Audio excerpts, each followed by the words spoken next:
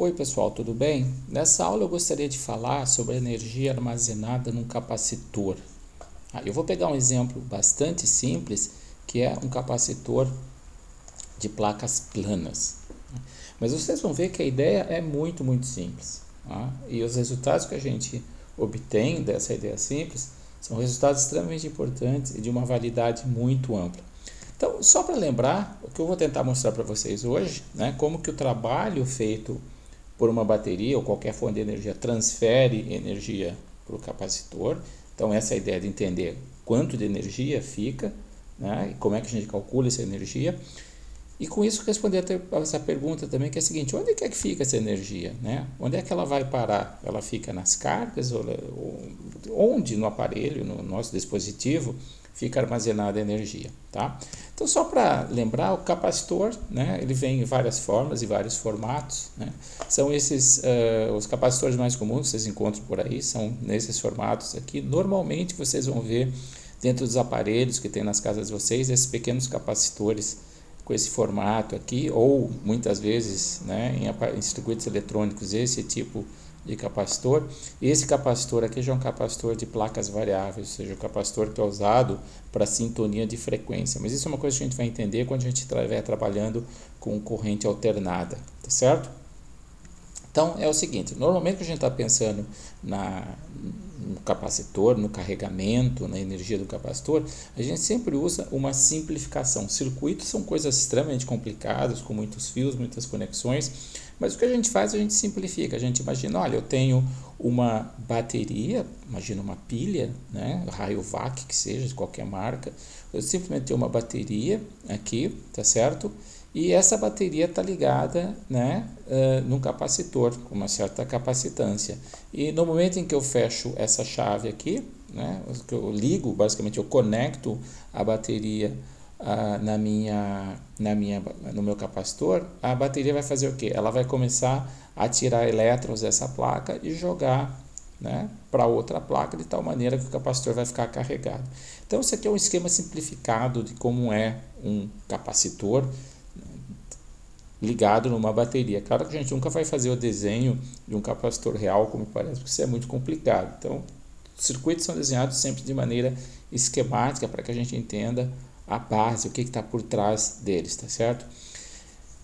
Só uma questão: por que a gente usa capacitor? Existe uma série de motivos pelos quais a gente usa capacitor, mas o capacitor basicamente ele é usado em circuitos de corrente contínua, que é o que nós estamos vendo agora, para armazenar energia.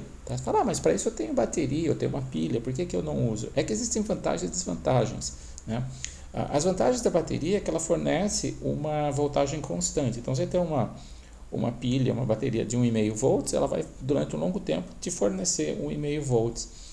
Ao passo que o capacitor, ele te fornece uma voltagem, uma corrente, porque ele armazena energia, mas como a gente viu no vídeo do descarregamento do capacitor, a voltagem vai caindo à medida que o tempo passa, a corrente vai caindo também. Então, existem aplicações em que capacitores são importantes, mas ele tem essa desvantagem de não fornecer uma corrente constante. As baterias também têm maior conteúdo de energia, ou seja, a bateria durante muito mais tempo ela pode fornecer energia para você, porque elas são baseadas em reações químicas. Você tem uma reação química dentro da bateria que te fornece, transforma energia química em energia elétrica, ao passo que o capacitor, no momento que ele descarrega, não tem mais energia disponível. Então, a vantagem, basicamente, da bateria em relação aos capacitores são duas: ele tem uma voltagem constante, a bateria, e um maior conteúdo de energia. Ao passo que o capacitor, por outro lado, ele tem sim vantagens, porque ele funciona em temperaturas muito mais amplas. Uma bateria funciona entre 0 e 45 graus no máximo. E às vezes 0 graus, depende da bateria, não são todas as baterias que funcionam, porque com a temperatura muito baixa, a reação química lá, ela passa a ocorrer de maneira mais eficiente. Já o capacitor, ele trabalha em temperaturas de menos 40 a 65 Celsius, é uma diferença muito grande. Se você pensar também numa bateria recarregável, você consegue fazer de 600 a 1000 recargas. Ao passo que o capacitor ele tem na ordem de 10.000 recargas. Você consegue usar o capacitor 10.000 vezes carregando, descarregando, ou até mais vezes, ou seja, ele tem uma vida muito longa. E um exemplo que eu vou dar para vocês, que é uma coisa importante, não é evidente quando você vê a primeira vez perceber isso, é que bateria não consegue te fornecer picos de potência muito altos. né? Assim, um pulso de energia no instante muito curto de tempo, ou seja, uma potência alta. Ao passo que capacitores, eles fornecem isso. Tá? Mas vamos entender basicamente como é que a gente calcula a energia armazenada num capacitor. Então eu fiz um desenho aqui, um esquema bastante simples, tá? De você tem aquele nosso capacitor, pegando o capacitor de placas planas, e o trabalho da bateria basicamente é tirar elétrons desse ponto aqui e jogá-los para o outro lado, ou seja, de tal maneira que aqui vai ficando uma falta de elétrons, ou seja, um excesso de carga positiva, e aqui fica um excesso embaixo de carga negativa. Um capacitor de áreas planas, ele sempre tem uma área, né, que é a área da placa, seja a placa de cima igual a placa de baixo, tem uma área A.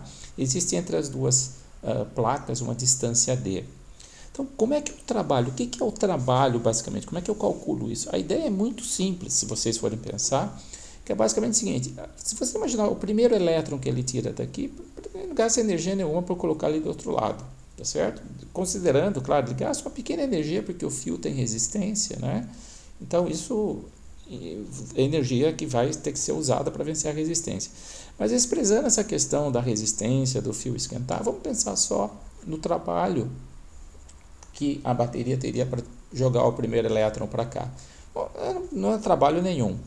Porém, a partir do momento que já tiver um pouco de elétron aqui, já vai haver uma diferença de potencial, né, entre as duas placas do capacitor.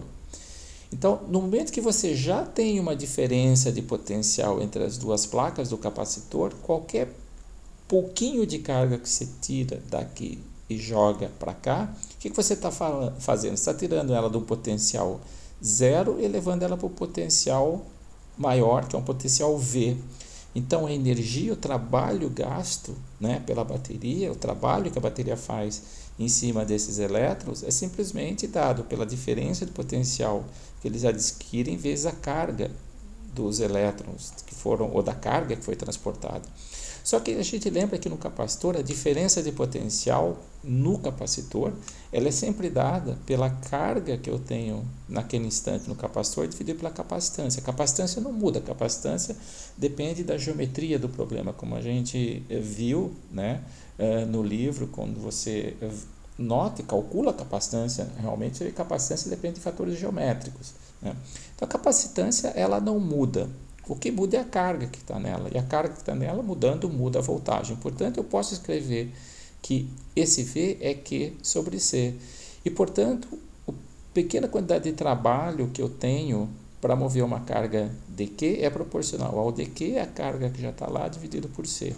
Se eu quiser calcular o trabalho para carregar o capacitor até a carga total Q dele, basta eu simplesmente integrar essa expressão, ou seja, integrar, né, tirando o C para fora aqui, fica integral de Q dQ, desde o momento que ele não tem carga nenhuma até o momento que ele tem uma carga máxima, que eu chamo de Q grande, tá certo? E a integral de Q dQ dá Q2 sobre 2. E, portanto, essa integral aqui dá meio de Q2 sobre C. Portanto, a energia que eu gasto, que a bateria gasta, portanto, fica armazenada no capacitor, é dado por meio de Q2 sobre C. Só que vocês se lembram que a gente pode também definir, né, para um capacitor que a capacitância é a definição, exatamente, capacitância é a carga total dividida pela voltagem. Então, eu posso, no lugar da carga, colocar, no lugar dessa carga aqui, do capacitor, eu posso botar C vezes V ao quadrado, ou seja, C2 vezes V2. Se eu faço a substituição, essa expressão pode ser escrita dessa forma aqui, tá certo? Ou, se eu preferir, eu posso, no lugar de C, colocar Q sobre V, e daí eu fico também com essa expressão. Então, essas três maneiras de escrever a energia num capacitor são exatamente iguais, né? Por que eu uso uma, por que eu uso outra? Bom, o fato de eu usar uma, usar outra, é simplesmente pelo fato que muitas vezes eu sei a carga que tem no capacitor, eu sei a capacitância. Em algumas situações, que a maioria delas, quando eu pego um capacitor desses que eu compro, né, industriais, ele me diz qual que é a capacitância, então eu sei a capacitância, daí eu coloco uma voltagem, então se eu sei a capacitância e a voltagem, eu sei a energia. Ou se eu sei a carga, eu sei a voltagem, eu sei a energia também. Na prática, geralmente a gente usa mais isso aqui, né? No dia a dia, se você estiver trabalhando com capacitor. mas qualquer uma dessas expressões aqui é equivalente, tá certo? Então essa é a energia armazenada num capacitor, tá certo? Então isso vale, tá certo? Independente do formato do capacitor, porque eu só mostrei o exemplo aqui para que vocês vissem, tivessem a ideia, porque existe trabalho, mas aqui eu não estou simplesmente usando nada que defina que tipo de capacitor que eu estou usando. Então essa expressão aqui é completamente geral e funciona para qualquer capacitor. Porém, vamos olhar o caso de um capacitor de placas... Desculpa, antes deixa eu dar um exemplo para vocês como é que a gente usa isso aí. Imagina um flash de câmera fotográfica que armazena, tá, energia. Ele tem um capacitor de 150 microfarads e a voltagem que ele armazena essa energia é 200 volts. E a pergunta é quanto que energia elétrica, quantos joules são armazenados nesse capacitor do flash da sua câmera.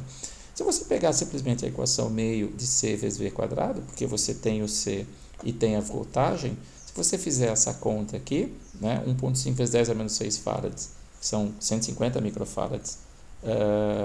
Desculpa, eu errei aqui não é 1.5, é 150, tá? Tá errada essa equação.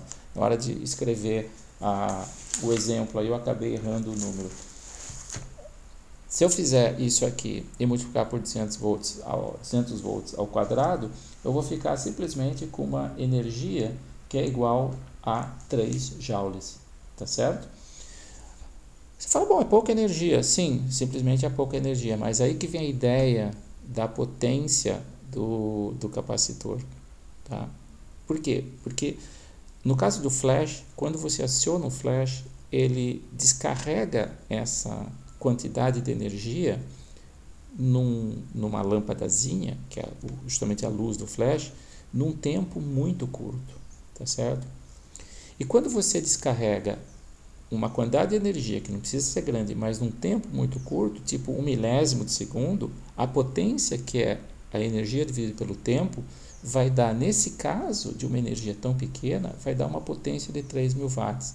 Então, aquele brilho do flash, embora ele seja extremamente rápido, né, 1 milésimo de segundo, 1 milissegundo, ele tem uma potência muito alta e, portanto, vai ter um brilho muito intenso, tá certo? Então, essa é a ideia do capacitor. O capacitor, ele, se você descarregá-lo uma quantidade, num tempo muito curto, mesmo que a quantidade de energia não seja muito grande, você vai ter uma potência, num tempo muito curto, óbvio, que vai ser bastante alta, tá certo? Então, lembrando aqui, pessoal, eu errei aqui, tá? Aqui tem que ser 150, tá certo? Desculpe, na hora de digitar eu digitei errado. Bom, mas vamos continuar então. Agora fica a pergunta, né? Onde vai parar essa energia? Então, para fazer um exemplo simples, aquele exemplo agora das placas planas, de novo, eu vou usar isso aqui, que é totalmente geral, serve para qualquer capacitor, e vou usar a capacitância de um capacitor de placas planas. O capacitor de placas planas, a capacitância, ela é proporcional ao tamanho da área da placa e inversamente proporcional à distância entre elas, tá certo? Por outro lado, a voltagem entre as placas do capacitor é igual ao campo elétrico vezes a distância entre as placas. Então, se eu tenho um campo elétrico entre duas placas planas, a voltagem entre elas é dada pela intensidade do campo vezes a distância. Quando eu substituo essas duas expressões aqui nessa expressão aqui, então no lugar de C eu coloco essa expressão e no lugar de V quadrado eu coloco essa expressão, eu fico finalmente com essa expressão aqui, que a energia é dada por meio de ε0, campo elétrico ao quadrado, vezes A vezes D, certo? Mas se vocês notarem, tá? Voltando à figura que eu tinha lá anteriormente, se eu pegar a área e multiplicar pela distância, eu tenho o volume desse espaço aqui, né, entre as placas do capacitor. Então, na verdade, quando eu olho para essa expressão, eu posso dizer, olha, eu tenho isso aqui dentro desse volume. Se eu divido essa energia por aquele volume, eu obtenho energia por unidade de volume. Então, eu chego finalmente a essa expressão que é chamada densidade de energia, tá certo? E essa expressão, o que ela está me dizendo, basicamente, se nós soubermos lê-la, ela está dizendo o seguinte, olha, a energia, ela não fica armazenada no elétron, ela não fica armazenada na placa do capacitor. A energia fica armazenada no campo elétrico, certo? E por que a gente usa essa expressão preferencialmente? Porque, primeiro, essa expressão, ela fala, olha, como ela é uma densidade de energia, você pode definir em qualquer ponto do espaço. Então, mesmo que o campo elétrico tenha pequenas variações em diferentes pontos, essa expressão ainda é válida, tá certo? Né? Então, porque uma densidade ela é calculada ponto a ponto. Mas o que é mais fascinante nessa expressão aí é que, embora eu tenha deduzido, mostrado para vocês como é que chega nessa expressão usando um capacitor de placas planas, que é um caso muito particular de capacitor, essa expressão ela vale sempre, não só para qualquer tipo de capacitor, mas para qualquer campo elétrico. Essa é a expressão correta da energia que um campo elétrico transporta. Então, a energia, na verdade, ela não está nas placas do capacitor, ela não está nos elétrons, ela está no campo elétrico que essa configuração de cargas gera. É por isso que chega a energia do Sol até nós, né? Na verdade, do Sol vem um campo eletromagnético. Existe uma parte da energia que é devida a um campo magnético, mas a parte do campo eletromagnético do Sol, a parte que só envolve o campo elétrico do Sol, que chega até nós, ele nos traz do Sol essa energia. Então é importante esse resultado, porque ele está dizendo o seguinte, olha, o campo elétrico que sai do Sol e chega até nós, né, não são partículas, não é nada, é campo elétrico. O campo elétrico ele transporta em si energia e ela é dada justamente por essa expressão. Então, de novo, embora eu tenha deduzido isso para um caso muito simples, tá certo?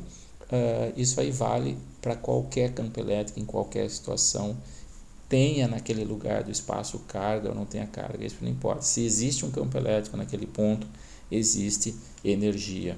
Portanto, né, enfatizando, a energia fica armazenada no campo elétrico e é por isso que o Sol consegue mandar energia até nós, porque o que nós recebemos na forma de luz são campos eletromagnéticos. E a parte elétrica do campo eletromagnético transporta uma energia que tem essa intensidade aqui. Tá certo? Espero que vocês tenham entendido, ficado um pouco claro, e lembrar que essa expressão ela é muito importante, porque ela se aplica sempre. Tá legal?